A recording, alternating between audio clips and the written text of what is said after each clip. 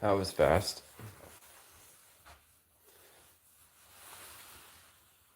Y'all look at my little Halloween. So this is the Halloween corner.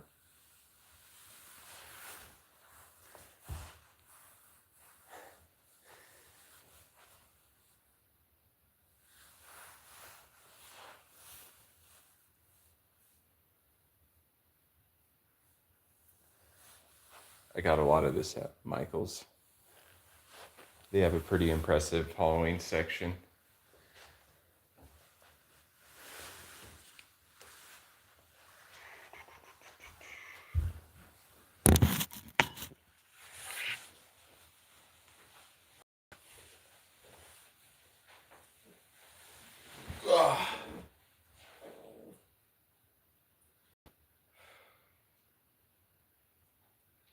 I thought I'd go live for 20 minutes.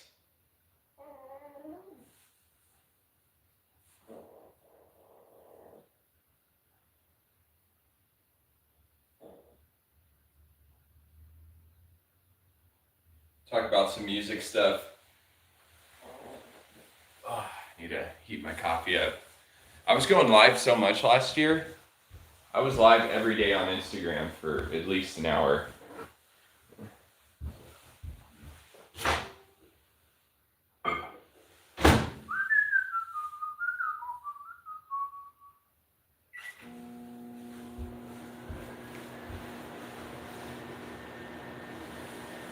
Jay? Joy?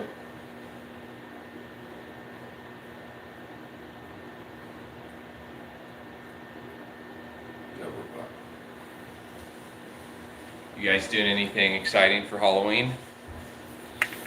I think I'm gonna dress up. I am, actually. I don't know exactly what I'm gonna be, but I have a costume. I'm sort of. So.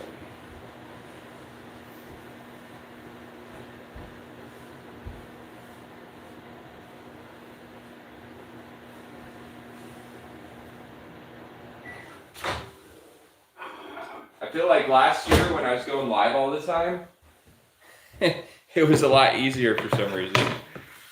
Maybe I ran out of things to say. I don't know how these people do it, like Jay Dyer, going live for 4 or 5 hours every other day, and so many other bloggers. Fuck, man, can you imagine that? I mean,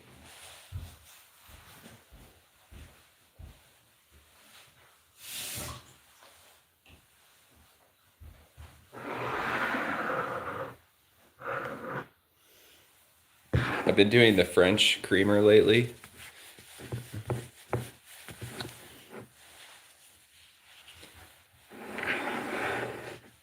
Keep it simple. Keep it simple.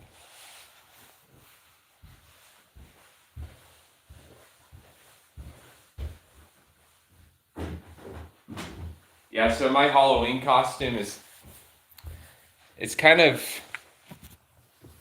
I kind of got the idea for it. It's a few different characters rolled into one. It kind of has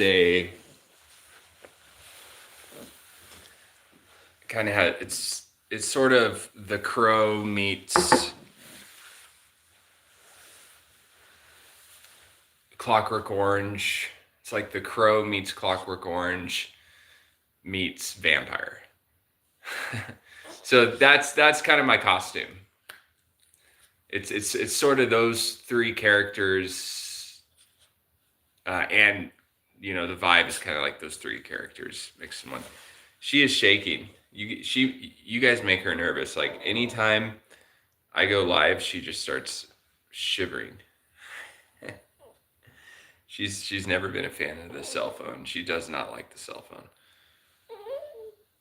Okay, Ginger. Yeah. Stop acting like a chihuahua. Shaking for no reason. I know you're part chihuahua, but stop acting like one.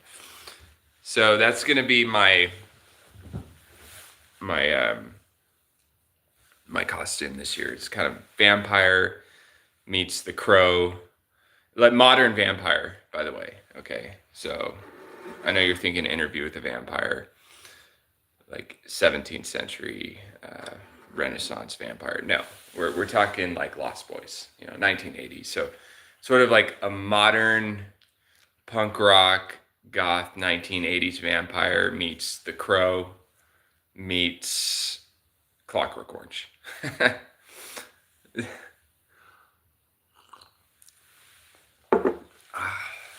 So I had to go on a road trip for work yesterday, and I've been thinking about going to California to see family and maybe spend a week in LA and see some friends. And, obviously, well, maybe not obviously to you, but I was, born and raised in Southern California.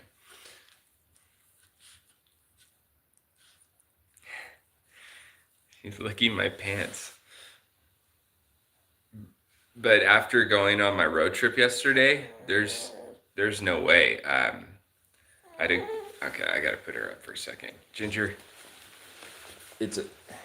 I'm live, baby.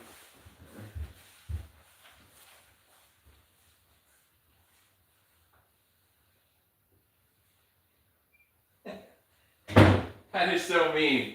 I know, but I spend all day with her, like I take her for walks. I do, a lot for that dog. I can pay for a dentist and all sorts of shit. Okay, so anyways, so I had to go to Scottsdale, I had to go to Phoenix for work, and it just reminded me so much of California. And I think I had enough just on that work trip. Just the gas stations, everything was like ghetto. It was just had this like negative frequency because I live in the country now. And obviously, I moved here for a reason to not live in the city. And I love living in the country. There's nobody out here really. I mean, so anyways, I think I'm reconsidering going to California for a week. And I think I'll go to Europe instead to take a vacation because, no offense if you live in California, but I mean, I grew up in Southern California in Orange County, and it's just, it just seems very negative. So yeah, I mean, I feel like Phoenix is exactly like California. Very, very similar frequencies. And I have to work today. I know it doesn't seem like it, but I'm working today. I just released a song, I'm on Top, and it's sort of like it's obviously on Amazon Music, Spotify, and everything. It's kind of punk rock sounding, and I grew up, playing punk rock as a teenager. I was in bands in Orange County. So it sounds sort of punk rock ish is so. But I'm thinking I'm going to be kind of starting next year recording more instrumentals.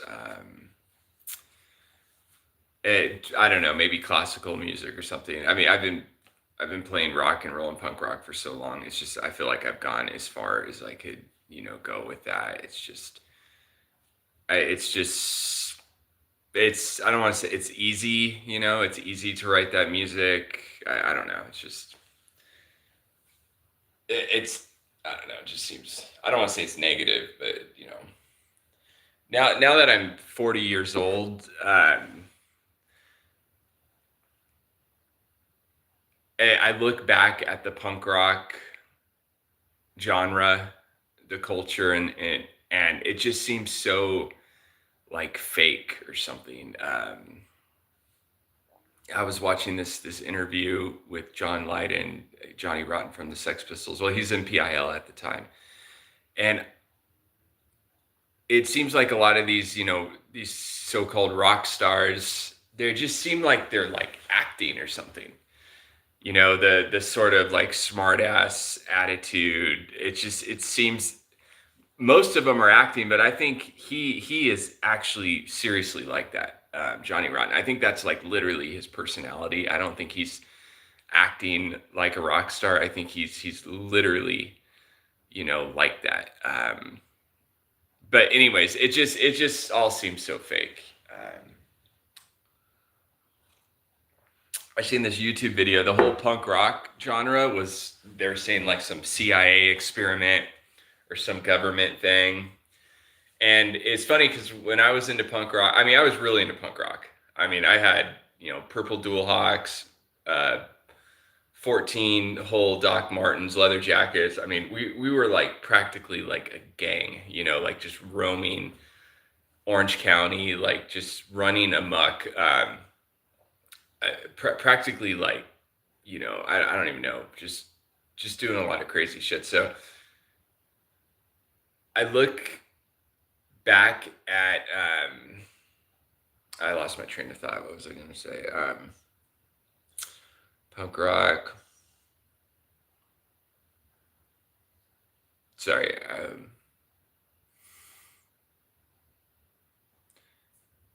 Being authentic. What was I going to say? I mean, we were authentic. We were authentically punk rock fully. Oh, that's what I was gonna say. It's funny because punk rock is supposed to be obviously counterculture. See, one car drove by. I've been live for what, like 20 minutes, 15 or 20 minutes. That's the first car I heard drive by all morning. Okay, I lived in Portland, Orange County. I've lived in Chicago. So if I was in Orange County, there would have been like 700 cars that drove by in the last, 20 minutes in that one car all morning. This is exactly why I live in the country. So anyways, punk rock is supposed to be obviously counterculture. It's supposed to be like super authentic, against, corporate America or whatever country you live in, corporate Europe. It's supposed to be like the raw truth, really sarcastic, punk rock. A lot of punk rock is sarcasm, basically making fun of people trying to live their best lives.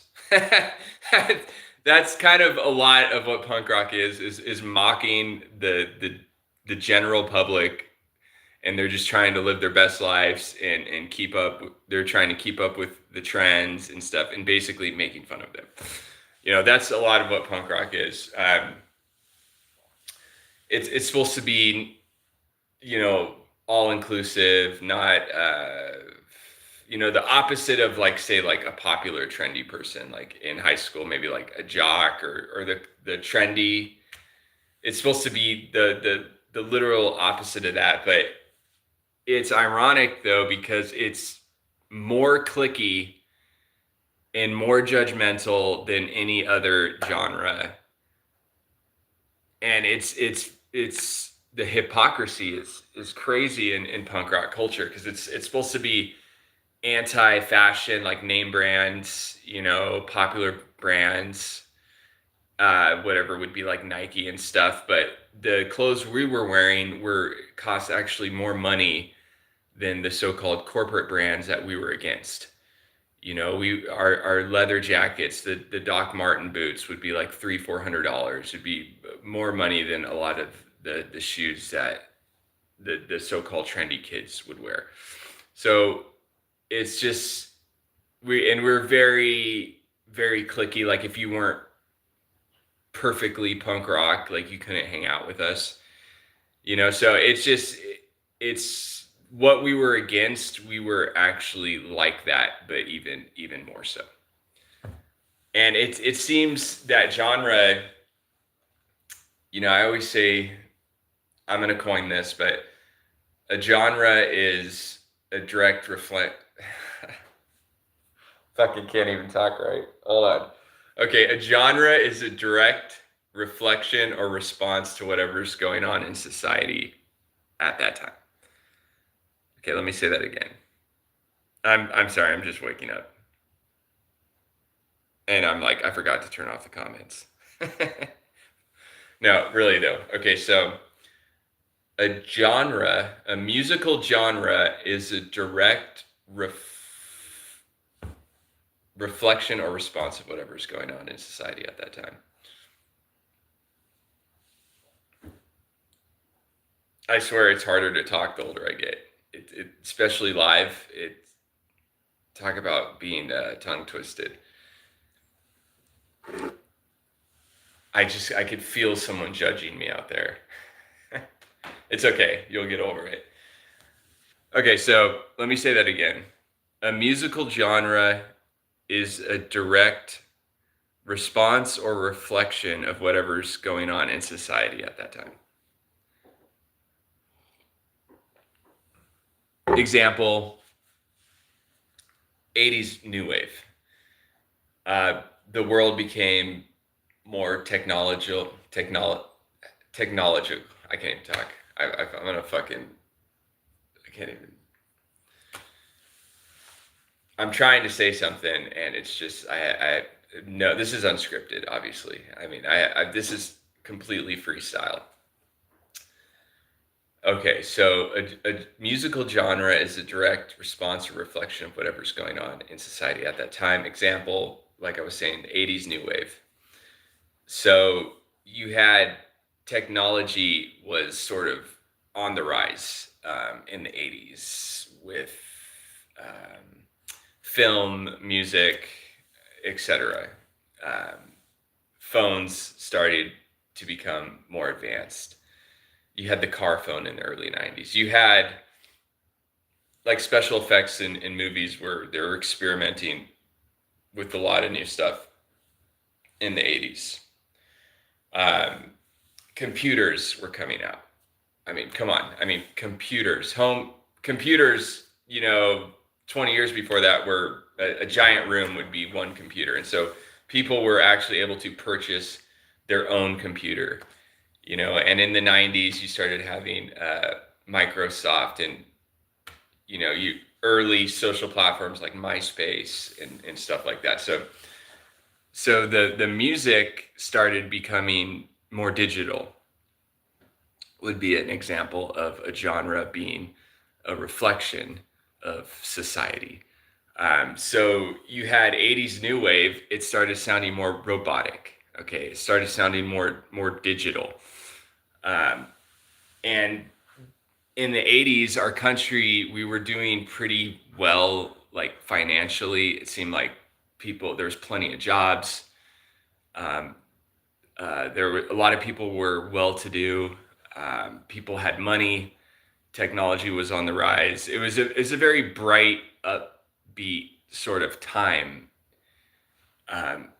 in America. So 80s new wave kind of sounded upbeat and had more of a intellectual sort of undercurrent to that upbeat music, and it started sounding more digital. And this, hence, 80s new wave being a reflection of whatever's going on in society at that time. Okay. I think about this shit. I'm sorry. I don't know if anybody else does, but I'm fucking writing music and thinking about shit all day long.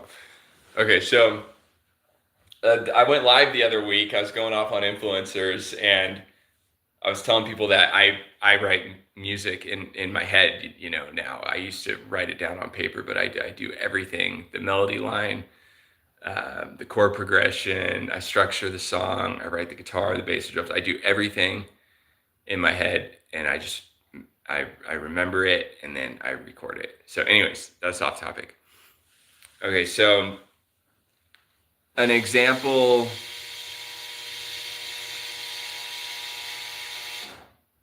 I still don't know what that is. That does that like 10 times a day, and I think it's the refrigerator, but it's just, I have no idea what that is. Anyways, so the response would be, say like the counterculture, 1960s counterculture that whole genre, like the whole hippie 1960s psychedelic counterculture genre. That would be like not so much a reflection, but a response. Meaning, there's people that were getting into Eastern religion, um, stepping away from the cookie cutter, keeping up with the Jonases, the mainstream, basically the WASP country, and that's what America was in the 50s and 60s, white Anglo-Saxon Protestants. So there's people that were like, they were against war, what we're doing in Vietnam, corporate America. And so they got into Eastern religion, music started sounding almost sometimes even like maybe like Indian or Hindu, with like the Beatles. And instead of having short, like a crew cut military haircut, they were like growing their hair long. It was like a response like against mainstream America. So that was that genre. So yeah, reflection, response, that's kind of interchangeable. Um, so genres: punk rock, 60s psychedelic, tree huggers, tree loving music, and then punk rock, is obviously a sister genre to reggae. A lot of similarities there, and in a lot of the bands, have roots in both. Like the Clash would play reggae, punk rock. Bad Brains, reggae, punk rock. There's a lot of that's probably one of the closest genres is reggae and punk rock. And you have like two tone, and you had the ska like in the 80s. Ska kind of resurfaced just like it resurfaced in the 90s with No Doubt,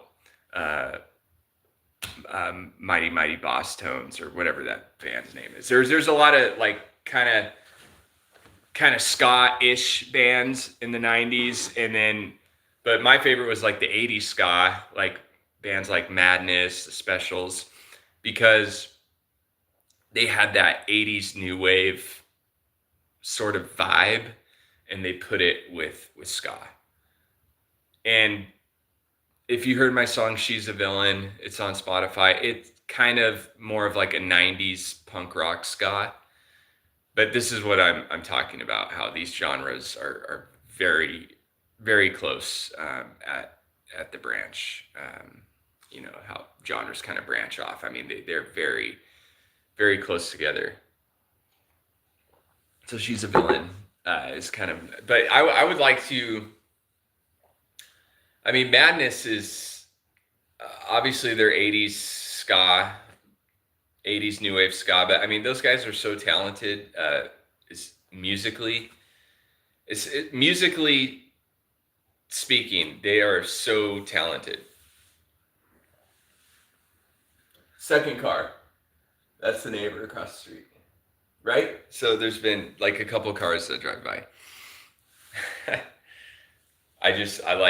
I like my to be reclusive. Is that a word? Yeah, reclusive. So I would like to do more kind of like 80s new wave ska kind of sounding stuff. Nobody's really doing that right now at all. I don't think a lot of people have like the spirit in them to do that, the vibe or the musical, I don't know what's wrong with the younger generations, but it seems like they're retarded. No offense, but it's just I have some people that follow me on Instagram, and they're like, sorry, I'm not directly talking about anybody, but they're whatever, like 19 or 20 years old, and they go to concerts and stuff, and it is the most retarded shit I've ever fucking seen.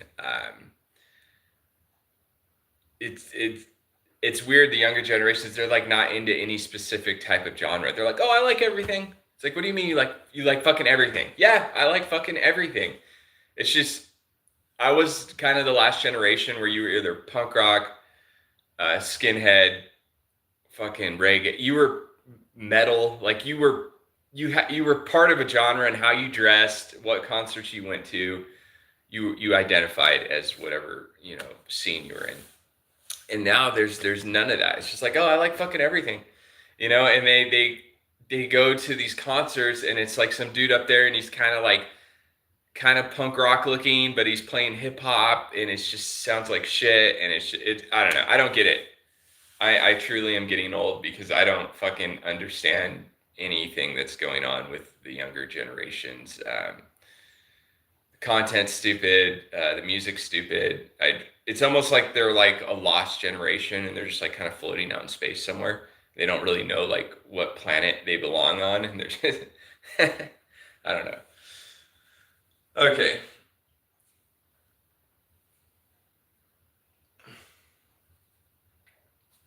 Yeah.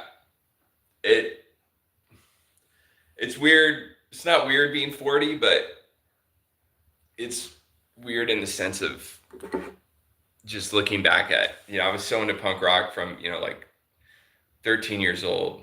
Because when I was 11 and 12, I was a skater. Okay. I was actually one of the cool kids. I was a skater. And then I got into punk rock at like 13, 14, 15, 16. Um, and then I remember being like 15 years old. I looked like freaking Sid Vicious. I looked like an exact copy and paste version of Sid Vicious, obviously from the Sex Pistols. I had my hair dyed black. I had it charged up. I had the leather jacket. I had the creepers. I looked exactly like Sid Vicious. And I remember when my mom, she's like, you're gonna grow out of this. You're not gonna be punk rock forever. This is a what do you call it? A phase or whatever. I was like, no, Mom, I'm gonna be punk rock forever. I'm And she's like, no, you're not. And sure enough, like 3 years later, I'm listening to like Led Zeppelin. I have like bell bottoms on. I'm like a hipster, my music is sounding more like glam, sounding more like T-Rex, Iggy Pop, which again shares similarities to punk rock. I mean, I think a lot of people out there would say that Iggy Pop is almost like the godfather of punk rock. He was punk rock before there was punk rock. So anyways, the music started sounding more glam and rock and roll or whatever. But I don't know. Genres are cool. Genres are. I've been all over the place with like my music. I mean, I have stuff. I've been putting out music I recorded 20 years ago. I call it riff rock. It's kind of glam. It's kind of punk rock. Yeah, slop rock, riff rock. But and then well, Orange Night is a song I came out with, and I wrote that song a long time ago too. Really, a lot of the stuff I published this year, it's all music I wrote like 20 years ago.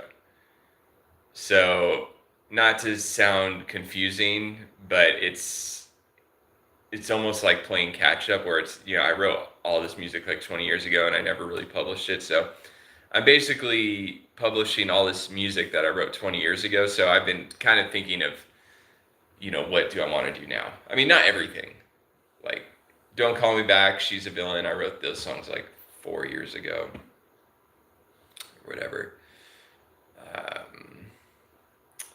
But yeah, I'm thinking about next year basically. Sorry, I have my phone flipped around. So if anybody's watching this or commenting, I literally just don't see it. I'm not ignoring you. I'm not being rude. I don't see it. So I'm trying to think about what, obviously the digital, the musical fingerprint I'm gonna leave on, on the interweb. Okay. So yeah, I don't know. Like next year, I'm thinking about sort of narrowing down on a specific genre, whether it's like kind of 80s new wave, kind of. I'm considering, if not narrowing down on a genre, at least coming out with albums that are within a genre.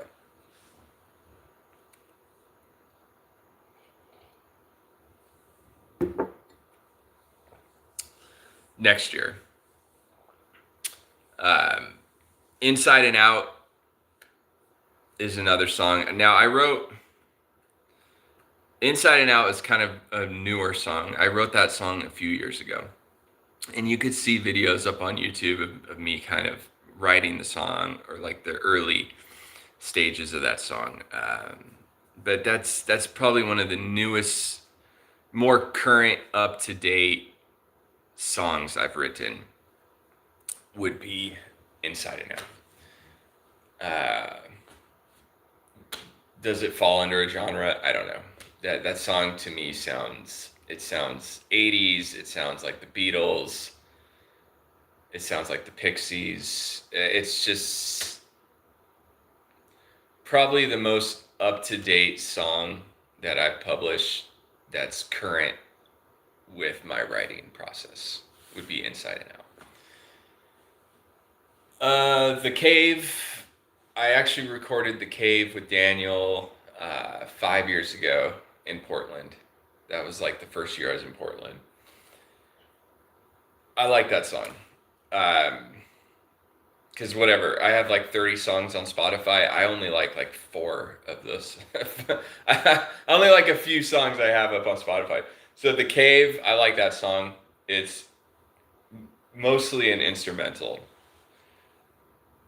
There's some singing in it, but not very much. So I like The Cave a lot. I like the guitar work I did on The Cave. Definitely. Priest and Apostate is another that I like that song too, but it's a short song. I think it's only like a minute and 50 seconds, or it's like under 2 minutes. But I like that one too, I think. I do. I like that song, but it's kind of like a half song. The Cave, Inside and Out. Don't Call Me Back, the mastered version. I like that song. I think that's a good song. There's a couple versions on Spotify, Don't Call Me Back, but the one on the album Physical Copies, the hi-hat was way too loud. And I can't believe I didn't notice that before I released it. The hi-hat is obnoxiously loud, where if you turn the song down really low in the car, all you hear is a fucking hi-hat.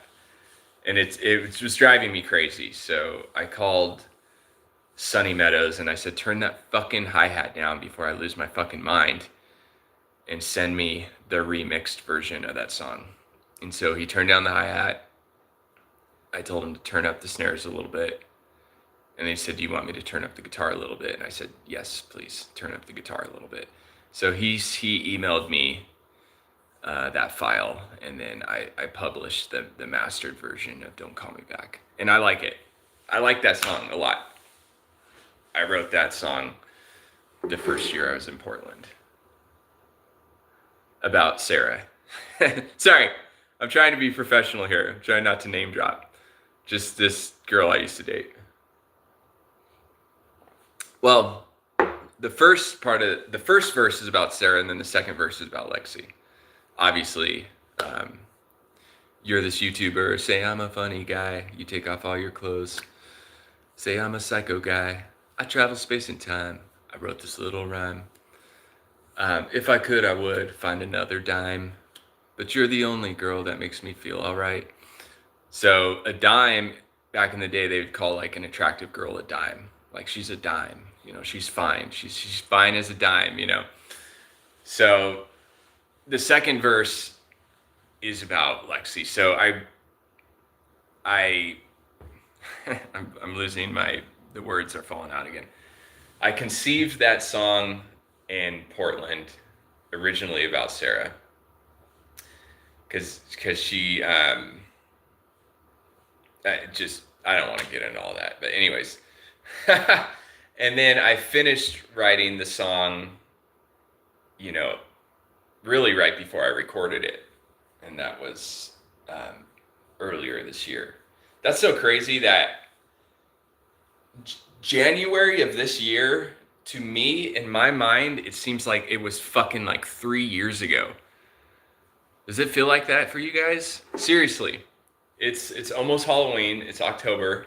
Was it like fucking, I don't even know what date it is. I know, it's bad. It's like the 21st, 22nd, 20th, whatever. It's October, it's almost Halloween. January, January seemed so fucking long ago, earlier this year. It seems like years and years ago. But yeah, I recorded physical copies this year and published it this year. I think somewhere in February. Get Gone, I like that song.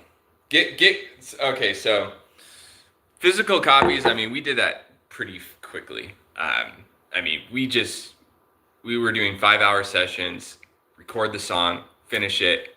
It was one day and done, one and done. That's what she said. Yeah, it was really though, just one and done. We record the song, fuck, if it's not perfect, who cares? Let's go to the next song. Which is not a good way to record an album, because later you're listening, you're like, fuck, that's fucked up, that needs to be turned up. Anyways, that's just how it was done. So physical copies, that's why I say that album sounds live. It really does. If you listen to that album, it sounds like it's a live show, which is kind of authentic. It's nice in a way. But Get Gone, I like that. I like how that song turned out 100%. There's nothing I would change on that song. On the deluxe version or the original, because I released physical copies twice. Okay, because I had to turn the snare up in all the songs. So, Get Gone on the first and the second album sounds good. Nothing, I love it. That I like that song. Okay, that's up there with like The Cave and Inside and Out. Get Gone's good. And then Holy Tabernacle, I like that song too. I do. Nothing I would change about that song. That song's good. So there's, there's songs I like, Foreigner sounds good, but see, I used to play Foreigner with my band, Hold Me Like a Gun, and that song was just so good live with Nathan on bass, Anthony on drums, that song will never be the same without them playing on it.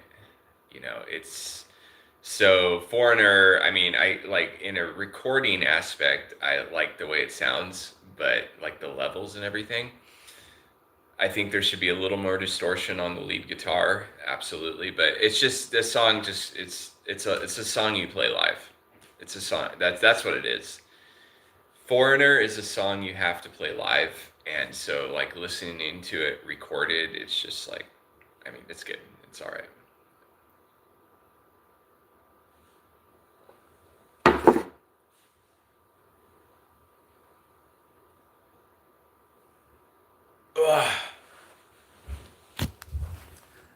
So I got this breakfast.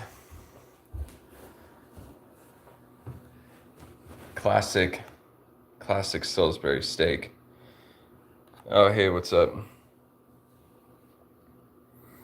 How are you doing? Said hi. Say hi. I don't even know how to, oh shit.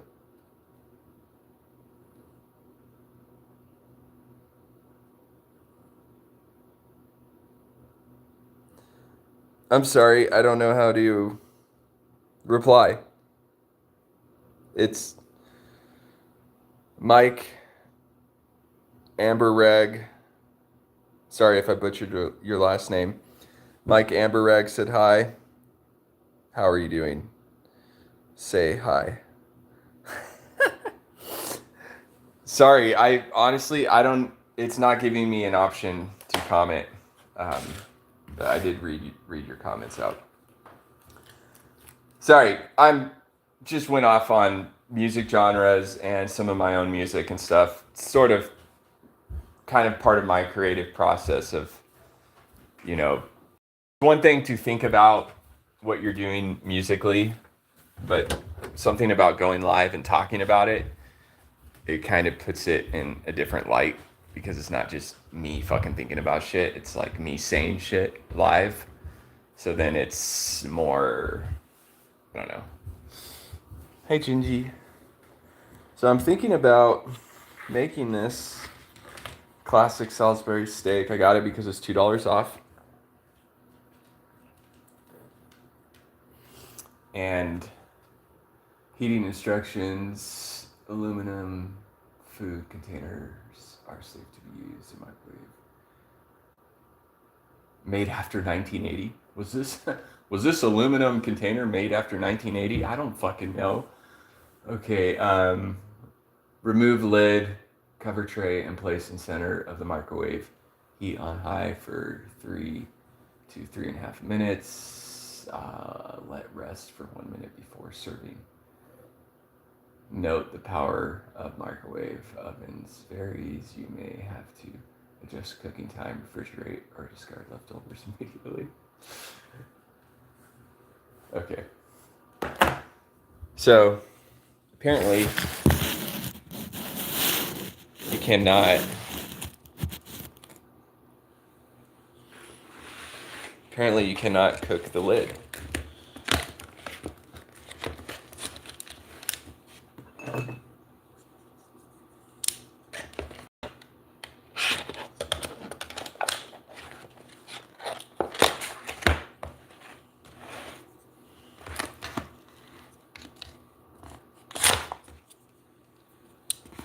Okay.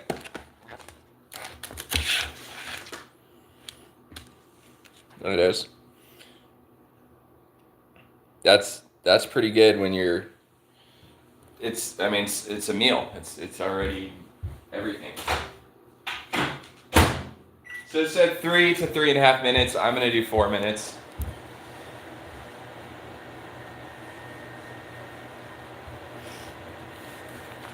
My last live was pretty negative. I'm trying to work on that.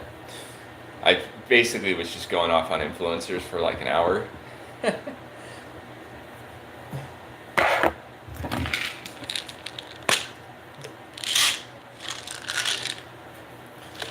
Vitamin D.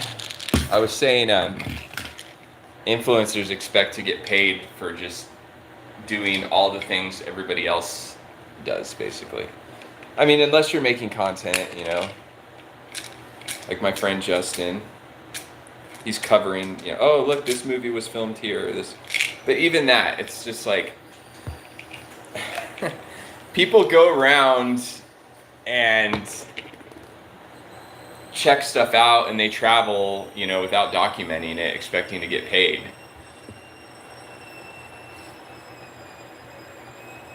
It's like when you're watching a movie with someone and they're like, oh, that character's really unique, or they say something that's so fucking obvious. It's like, yeah, I'm fucking watching the movie too. Okay, we're all thinking the same fucking thing. You don't need to say something because you just talked over the line and I'm trying to listen to the dialogue and now I missed the line because you said some obvious fucking statement. You know, that's how I feel like influencers are. They're like, oh, look, this is this thing. It's like, yeah, we've all been to London, okay? We've all seen that fucking museum or that castle. We've all thought about that shit. You know, you want us to pay you to be just doing the things that everybody else does anyways. That's what I was saying in the when I was going off on influencers is like, you know, being an actor and being part of a movie production is different than being an influencer. But now it seems like more people watch content than actually TV shows, or maybe even movies. So.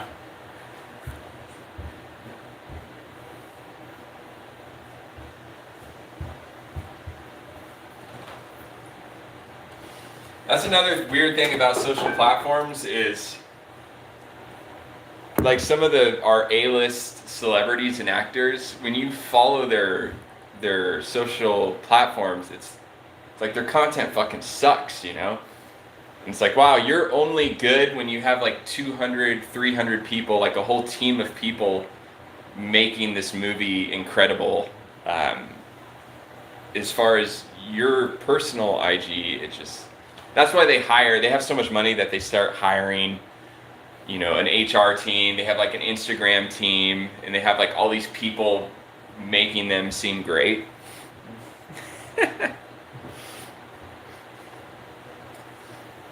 Got to get the perfect angle.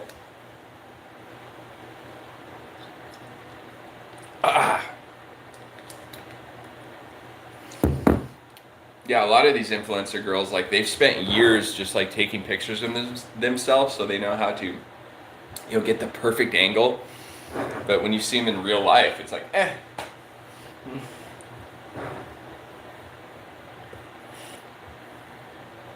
Apple cider vinegar. This stuff is good for, like, your liver.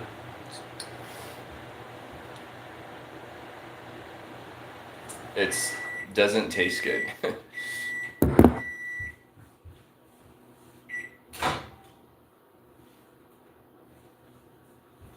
I always say that wouldn't be good to be an influencer, because you're essentially held hostage by a whole bunch of people you don't even know.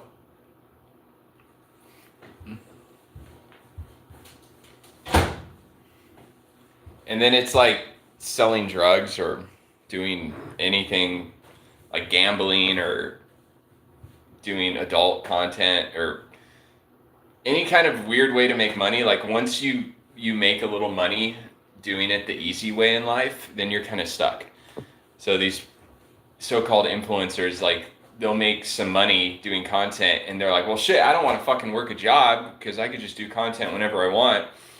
So then they're basically stuck, and they're held captive in that world because they're too fucking lazy to get a job like everybody else.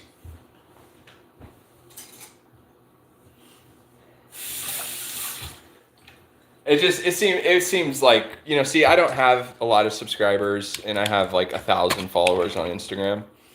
So I could delete all my socials, and I mean, nobody really even sees this shit.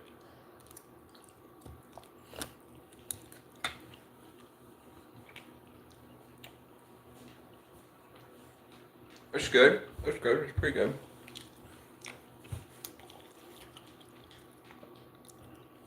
I feel like once you have people making fan accounts, you're done. So that means you have some fucking random fucking orbiter that's like obsessed with you, screenshotting all your fucking pictures.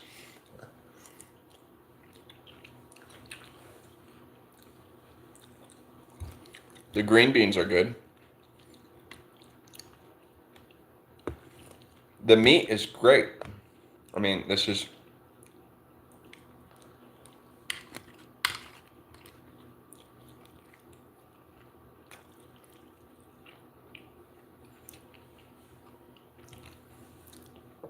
But I think a lot of these influencers, like, the first 3 or 4 fan accounts is just their own people making fan accounts about them to make them seem more popular than they actually are. I mean, let's be honest. Carrots, let's try these.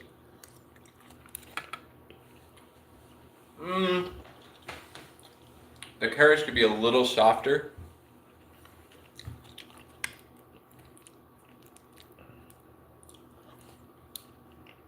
Potatoes are good. Yeah, the meat, green beans and potatoes, those are good.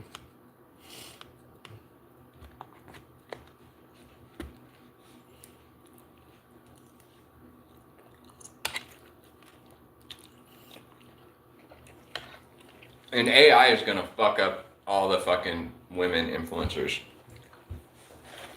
because they're coming out with like fake AI girls. Now, if you're jerking off to a fucking AI image, I think you have mental problems.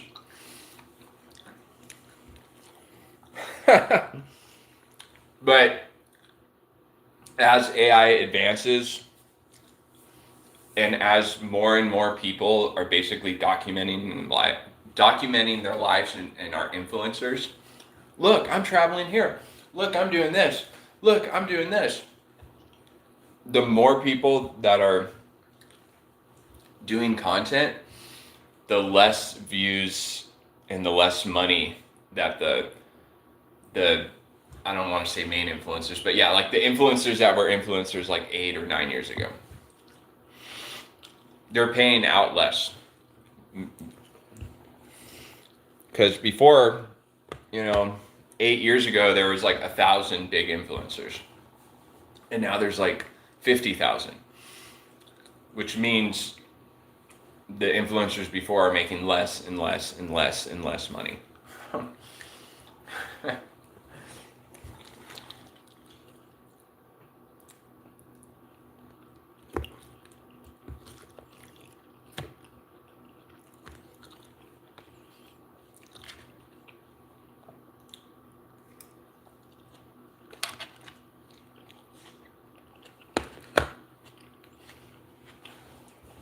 It's easier just to get a fucking job, really.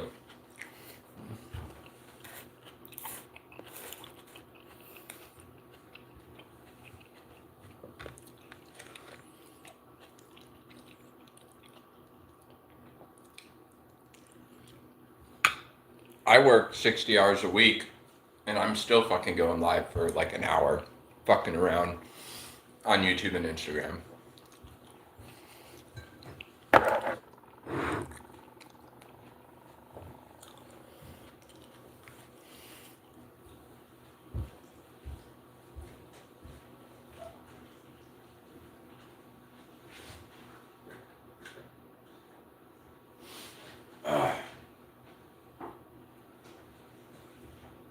So, if you're just tuning in, I was just talking about music genres, and then I made this this little Salisbury steak.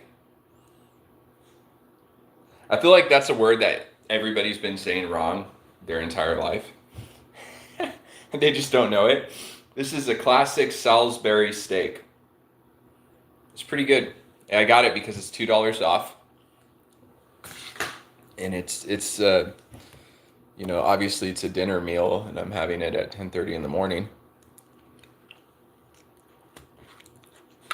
Ginger.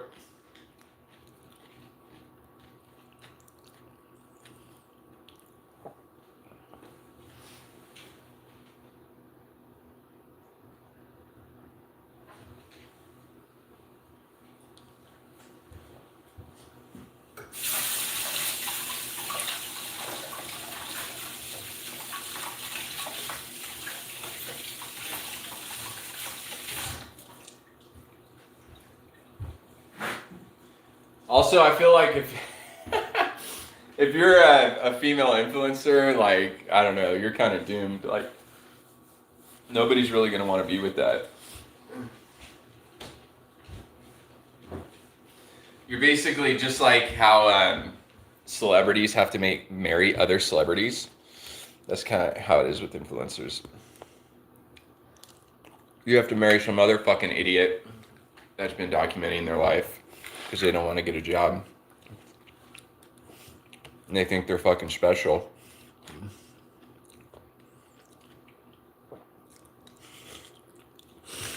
Okay, I'm not going to be going up on influencers again.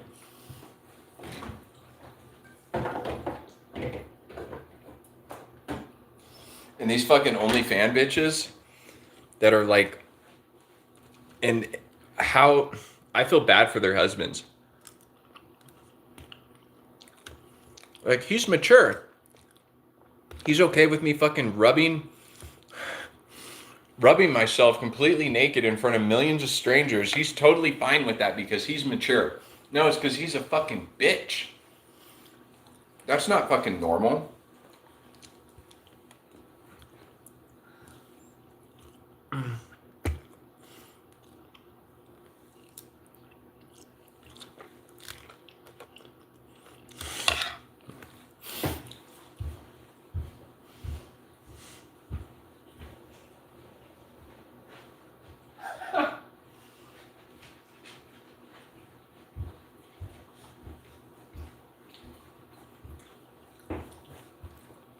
It's like hashtag.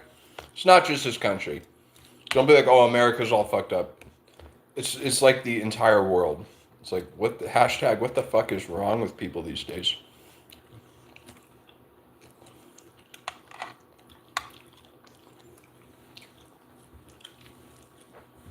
These bitches trying to act all intellectual and shit.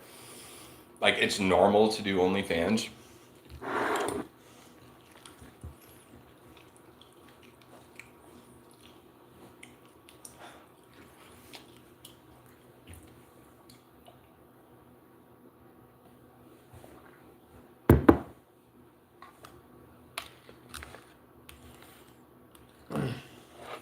The whole point, if you're an influencer, you're just trying to put people in a good mood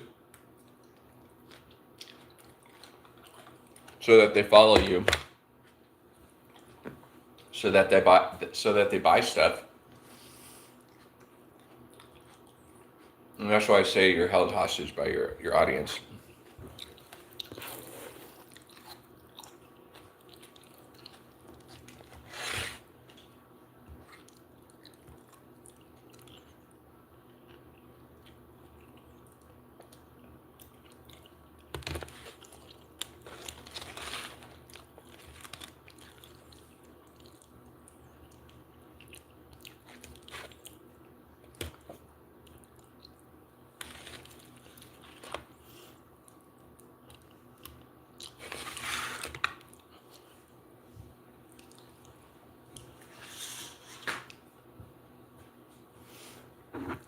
Well, that was it.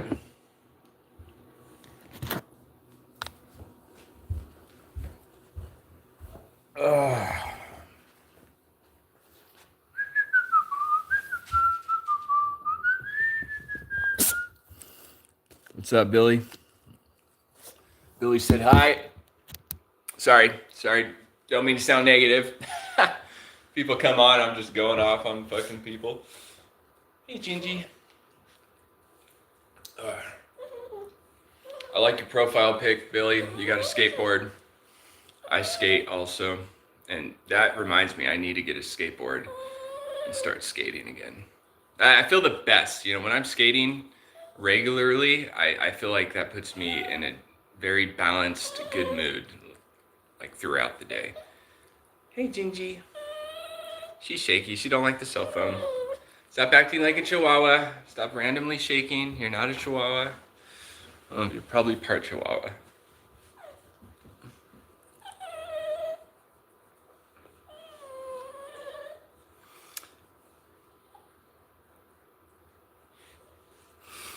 Okay, I think I said all I wanted to say today. Live. My music is on Spotify. Just look up Trevor Wright physical copies. And everything I published this year is kind of sort of warm up. I feel like I'm going to be putting out some more current stuff next year. Okay, I'm off to work, folks. Well, that's all, folks.